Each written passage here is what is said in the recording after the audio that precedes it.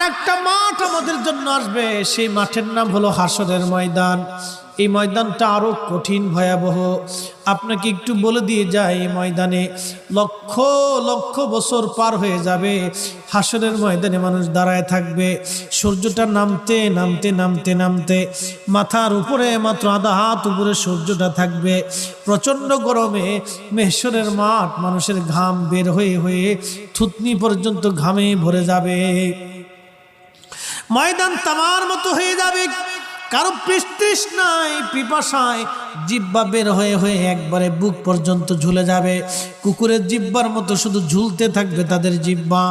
কঠিন ময়দানে মানুষ বলবে, আল্লাহ আমাদেরকে জাহান্নামে পাঠিয়ে দাও, আর না হয় আমাদেরকে জান্নাতে দিয়ে দাও।